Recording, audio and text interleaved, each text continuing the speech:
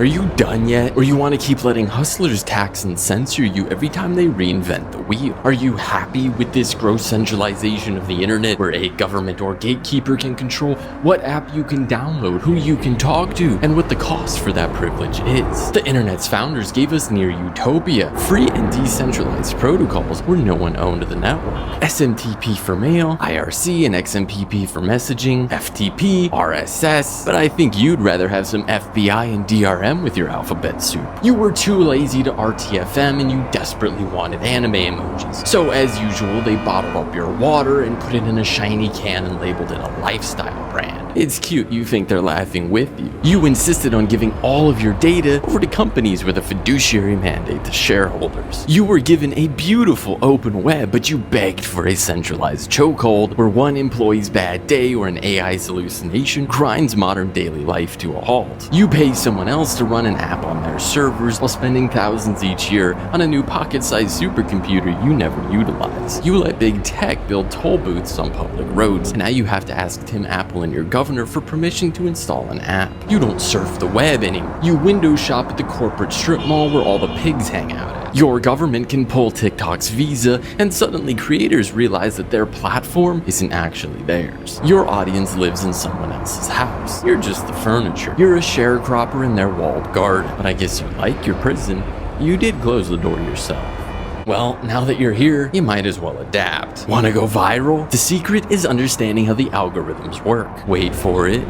Wait for it. Unlike nearly every other technology, the algos literally incentivize wasting people's time instead of saving it. Why get to the point when you can instead talk about getting to the point? Repeat yourself unnecessarily. Say the same things twice. Maybe a typo to rage bait you into commenting. Let me explain. Annoyed yet? Only because I pointed it out. Scroll past me and all of your favorite creators are doing the same thing. Congratulations, you are now breathing manually. See, the algorithms prioritize watch time above all else. And creators have adapted by hooking you in fast and then stringing you along for 60 seconds what could have been said in 5. At any given moment, countless automated tests are running comparing different algos to find the most wasteful, enjoyable. It's always improving. We have collectively optimized for making worse content and worse experiences because it makes the platform and certain lucky creators more money. It's digital inflation. The algorithm doesn't care whether you're happy, whether the content is good or correct.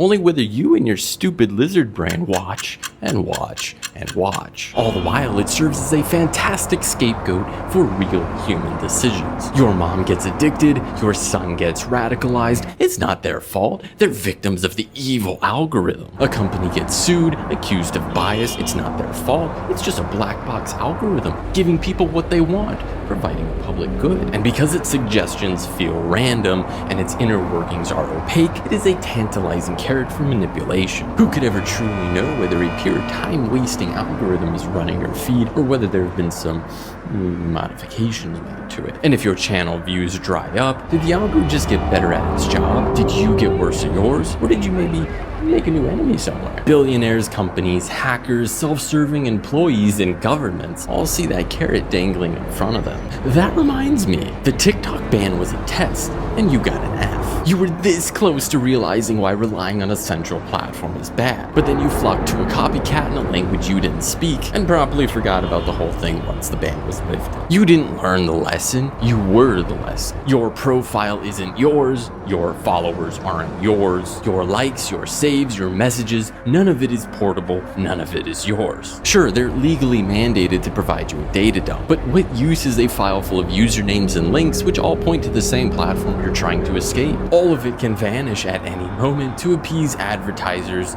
to satisfy a politician, because a dumb AI or underpaid third world moderator decided you broke a rule in a TOS you never read, or because a new group of billionaires bought the app, or literally any arbitrary reason that doesn't require your input or consent. TikTok wasn't alone. The Reddit blackout happened. thousands of communities went dark to protest API changes that would kill third-party apps and further strangle the open internet. Reddit had more patience and leverage than you did, and so nothing changed for the better. You will always play second fiddle to shareholders and senators. Discord rolls out age verification in response to countless governments worldwide passing laws because it's the only thing the left and the right can agree on. You don't want to photocopy your ID, and so jump ship to an open source but non-federated platform. Congratulations, you're still in the same boat. Vine shuts down, Tumblr bans half its content, Facebook buys Instagram and both become unrecognizable, Elon buys Twitter, Snapchat stops subsidizing your storage, MySpace, Friendster, GeoCities, the names change, the flavors change, and human behavior remains. The emergency exit has been clearly marked for decades. RSS, email lists, ActivityPub, open protocols where nobody owns the network. Nobody can pull the rug.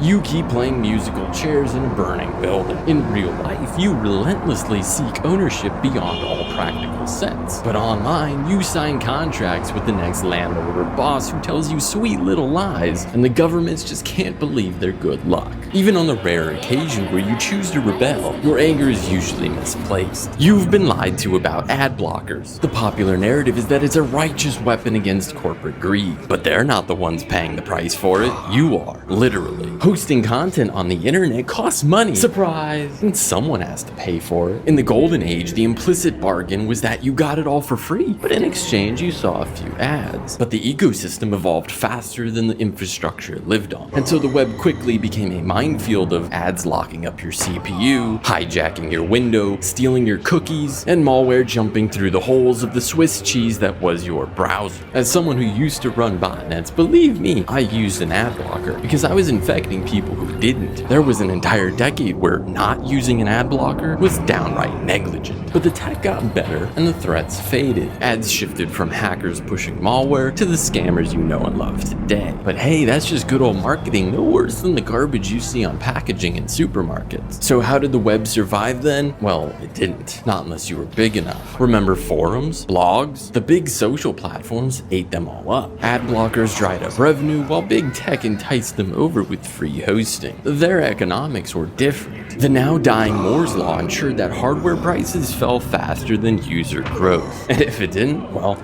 near unlimited cash from investors and zero interest rates helped plug the gap to keep market share growing. And what are they doing now? Killing the open web, cultivating the walled garden. Sorry, you need a subscription to view that. You need to make an account. You need to download our app. Insist on using our site? Have a CAPTCHA. Lower quality. Throttling. Another CAPTCHA. Oh, and in our app, you're still gonna see ads because they are now first-party sponsored posts. So if you want a free and open internet again, ads are the price. But make no mistake, you're paying for it either way. Actions have consequences, usually unintended. You blame Google for ruining search, and sure, credit where credit is due, but blame yourself while you're at it. Your Discord servers, Telegram channels, videos posted without captions to walled platforms. What did you expect? What used to be intentionally public and searchable is now hidden behind a dozen different corporate logins and an app store. And the app store isn't just where search goes to die, it's where your autonomy goes too. App stores which are not just expensive and anti-competitive, but which make it trivial for governments to regulate the entire population by targeting a mere 2 companies, something your dumb politicians are increasingly aware of. I don't even care about the 30% fee. On the contrary, most of the companies complaining about the duopoly only hope that Apple's greed masks their own. They don't care about anyone's freedom except their own freedom to pocket that fee they passed on to you while someone else foots the infrastructure bill. 2 companies and their puppet masters decide how you are allowed to use your own $1,000 device, intentionally limiting its capabilities under the guise of public safety. I'm all for better seatbelts, but if you can't take it off, it's a leash. While more freedom of choice would surely be welcome, it misses the point that it would hardly even be an issue had we stuck to the web. Modern web browsers are incredibly capable, and I'll trust the security of their sandbox over a human app reviewer every single time. But I'm sure you'd rather talk about the price of V-Bucks and Nitro instead. 2 app stores are bad, but the web is hardly any better. 3 companies control over 60% of the cloud and your life. Almost everything you do online runs through Amazon, Microsoft, or Google. You are implicitly bound by their terms of service and paying their tax without ever actually agreeing to it. But first, you gotta get through Cloudflare, a nerdy, noble company sitting in front of half of the top 1 million sites. They protect against attacks, improve speed and reliability. I legitimately like them as a company, but they must be destroyed. They will become a villain. The problem isn't their current debatable intentions, it's the shape of the weapon they've built. Cloudflare is a single boardroom change or subpoena away from becoming one of the most powerful censorship tools of all time. The road to hell is rapidly being paved with good intentions. Cloudflare is now colluding with Apple and Google to use hardware attestation to determine who is legitimate enough to access the services they protect, literally checking the keys built into your device confirmed by Apple or Google. And worst of all, you're cheering it on because of its anti-AI branding. Ironically, one of the first apps to utilize this was, wait for it, Sora. But even if it was built for its stated purpose and it was perfect at stopping bad actors and only bad actors, which it's not, it still wouldn't be worth the risk. The old saying is you can have freedom or safety,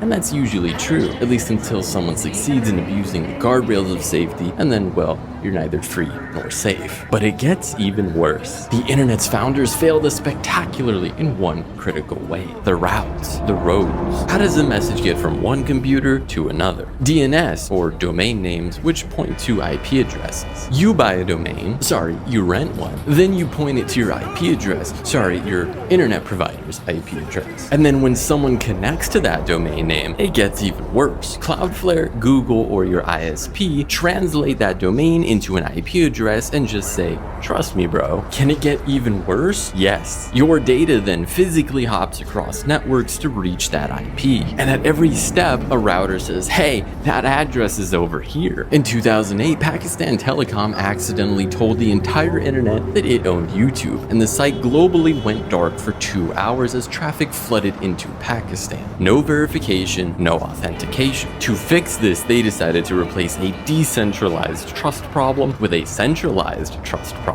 5 organizations now hold the keys that determine which countries and companies own which addresses. Good thing they trust themselves. Your security was not the focus. At the end of the day, your device just has to trust whatever the local infrastructure gives it. Governments figured this out quicker than you did. Turkey banned Twitter in 2014. ISPs poisoned their DNS. The registry simply lied. Protesters spray painted Google's DNS on walls. Turkey blocked that. People found other resolvers. Finally, Turkey blocked Twitter at the IP level directly. Every government on Earth took notes. In the US, one private company owns the entirety of .com and .net. The root DNS is likewise hilariously vulnerable to US governmental leverage. Physical choke points like Virginia's data center alley are vulnerable throats waiting to be throttled. Until we as individuals can own our own addresses and verify that we are communicating directly with its owner in an unblockable way, everything built on top of the existing system rests on a house of cards. Yes, data can be encrypted, but encryption doesn't matter if your connection can be blocked, or quietly detoured to someone else who simply gives you a new key. And yet still, undoubtedly, you ruined the internet worse than its founders did. Look at email. It should be free and decentralized, but you just won't let it happen. Let me guess, you say, it's because everyone uses Gmail and maybe a few others, right? If only that was the problem. Centralization didn't kill email, not directly. The spam folder did. Not spam, the spam folder. It was the Trojan horse which turned email into yet another expensive censorship as a service run by our big tech overlords. Email should be free in speech and money. Instead, Google and Microsoft play bouncer for your inbox, while a multi-billion-dollar deliverability mafia racket taxes small businesses for the privilege of maybe having their emails be seen. Oh, and the megacorps bypass the velvet rope and carpet bomb your eyeballs with impunity, because guaranteed delivery is free for them. Your doctor's appointment goes to spam, while Meta floods your inbox with garbage. Actual unsolicited mail, hijacked domains, these are solved technical problems. SPF, DKIM, none of it matters. The big platforms chose vibes. They decided to force their social credit score upon you, and it's a rigged pay-to-win system. The default experience experience is so awful that at every turn,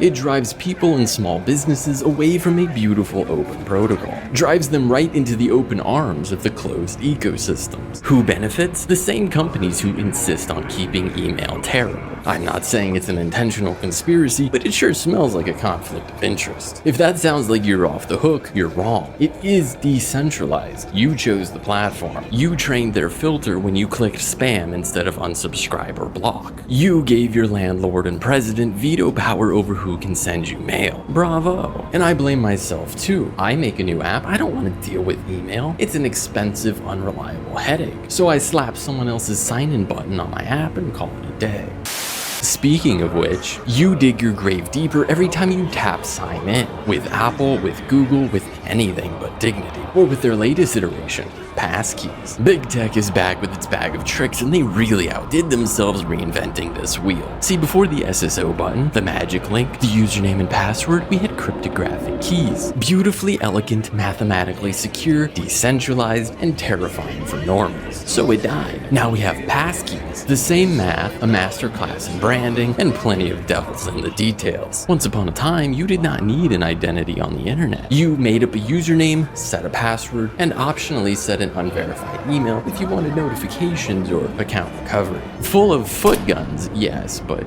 fast and anonymous. Profiteers, parliaments, parents, and probably also you didn't like that, so you were soon walking the digital road to serfdom. Verified email accounts became mandatory and suddenly very valuable. Who benefited from that? Take it further. Sign in with Google, Apple, Facebook. Way more convenient, supposedly more secure, very, very centralized. One by one, you sign your entire life over to the landlord of your choosing. That one company now holds everything. The government with a warrant, or often without, now has a single entry point to everything. The criminal who manipulates them, or you, gets everything. You chose someone else to be your single point of failure, and now your vendor locked in. But it gets even worse. They knew you could never remember even one single username and password combination, and they couldn't simply chain your accounts to your cracked e-waste device you drop in the toilet twice a year. So that means they needed account recovery, and the only thing they could maybe count on you to do is pay your phone bill. So a text message became a paperclip in an already questionable rusted chain. You don't own your phone number, you rent it, and your carrier can and does change what device it's linked to at any given moment. Their overworked customer service rep, or now AI, is the arbiter of your entire identity. And who better than an industry infamous for its ancient infrastructure and its vulnerability to social engineering attacks like SIM swapping. Plus, your text messages and calls are unencrypted and tracked. But then along come passkeys promising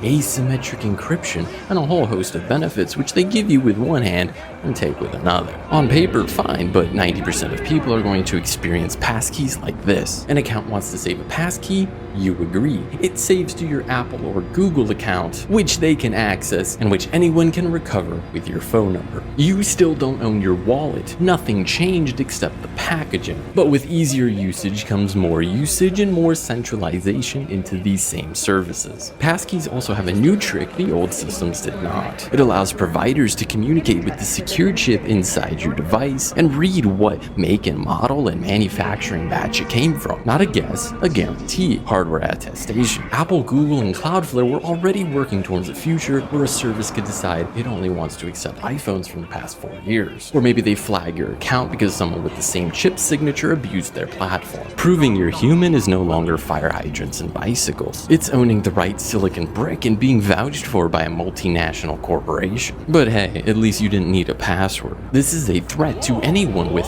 unapproved hardware or software. It's a threat to the legions of good bots which run the background infrastructure the internet depends on, which megacorps will certainly exempt themselves from. And it's a threat to anyone who wants to challenge the continued march towards centralization. Crypto, like Bitcoin, the poster child for decentralization, has strayed so far from its original promise you'd think it were the brainchild of politicians. The technology built because governments, banks, and their billionaire beneficiaries proved themselves terrible stewards of the economy in 2008 has now been captured by those very same forces. The Stockholm Syndrome bros have bought into the hype and now cheer every time a Wall Street ETF is announced, a crypto regulation bill passes, or a centralized exchange supports a new meme coin. Why? Because Because the network isn't the point. The net worth is the point. Crypto's limited success has come from there literally being a financial incentive to use it, despite its incredibly rough edges. It's no longer currency, it's casino. How many evangelists have ever actually tried to buy or sell something with crypto? Truly use it as a currency and seen how painful it is. Slow, expensive, volatile, intimidating. Every proposed solution to its problems have so far been some form of centralization. Throw the baby out with the bathwater. Run the transactions on a separate chain or no chain at all. Let this company mint its own coins or run the nodes. Rebrand the bank. The crypto community wants to pretend its coins are gold, but they're not. Real metals will always have industrial utility. Crypto has none. It's built on trust, just like fiat, and that's okay. Gold is a currency of last resort. No one trades with it unless they have to. Build crypto so frictionless you can receive your paycheck and buy your groceries with it. The normal people who would actually benefit from such a tool can't seem to see why that's so important, while the elites in power very much do. Net neutrality missed the forest for the trees. The issue should have never been whether one company is allowed to throttle another. The issue should have been why they had such obscene power to do so in the first place. You petitioned for ISPs to be regulated monopolies, while the cloud companies and infrastructure providers got a free pass. Two stupid decisions for the price of one. Every regulation you implemented to prevent big tech from abusing you simply raised the barrier for anyone smaller hoping to compete with them. GDPR made Google the web's default consent manager. You increased big tech's control over your life, and by proxy, the control of the governments which hold jurisdiction over them. Congratulations to everyone from communist to capitalist that might have finally just realized that corporations and governments work hand in glove to screw you. Whatever you thought you were getting, you got the opposite. It's rarely intentional conspiracy, but it's always natural incentive alignment. Governments want control, companies want moats. You keep stepping on rakes, giving them both. The socialist wanted to break up corporate power and got a government-run monopoly. The libertarian wanted free markets and got a monopoly-run government. The populist wanted privacy and got surveillance infrastructure with better branding. Still today, you follow in the footsteps of your parents, grandparents, and great-grandparents, rallying behind the cause of saving the children. But the only thing kids need saving from is your awful decision-making. Whatever you think you're getting, you'll get the opposite. The solutions to our problems are never this company, country, or law over another one. It's the option nobody owns, nobody can sell, nobody can revoke. Open protocols, encryption, interoperability, owning your own data. Not because it's ideologically pure, but because it's the only structure that doesn't have a choke point for power to latch onto. It never relies on anyone's goodwill. It is engineered to be resilient. There's nothing we can do to individually solve these problems just for ourselves. But if enough of us collectively understand the root problem and make thoughtful changes to solve it, we can shift the trajectory. Force the powers that be to compete without us becoming collateral damage in the crossfire. Stop treating the symptom and start treating the disease. But the lesson cannot simply be open good, closed bad. It must also be that in the real world, convenience always wins. And marketing, the perception of that convenience, is equally important. The only path for open platforms to succeed is to become more convenient, not more correct. If you're a builder and you absolutely insist on looking to someone for inspiration, it shouldn't be Stallman or Berners-Lee or Linus, it should be Steve Jobs. The year of the Linux desktop will come when an entire community of insufferable elitists stop bickering over nonsensical details and instead focus on solving actual problems for normal people and communicating it clearly. Crypto as a currency will not succeed unless it is frictionless for daily trade. It should be easier and cheaper than setting up a bank account, setting up a payment gateway, typing in your credit card information. That could happen if an entire community of insufferable grifters stopped trying to get rich in dollars and instead built the future they pay lip service to. At every turn, we see the technology just sitting there, collecting dust, waiting for someone to use it to save the world. Massive planetary scale issues are solvable engineering problems if we can just get past the giant social problem preventing us from doing the actual work. And I believe the opportunity is greater than ever. The tech has genuinely improved. The economics that built these centralized systems are breaking down, and users are getting ready to revolt. Trust in institutions worldwide has plummeted. AI can massively lower the cost of switching to a better system. And with delicious irony, big tech is taking on eye-watering debt to build it all out. All the ingredients are there for the the greatest rug pull in human history, except this time it can be the rich who have the rug pulled out from under them. So make it happen, or go back to doom scrolling and change nothing. Justify it away. Embrace the hyper-normalization. That's fine, I've already extracted my value out of you.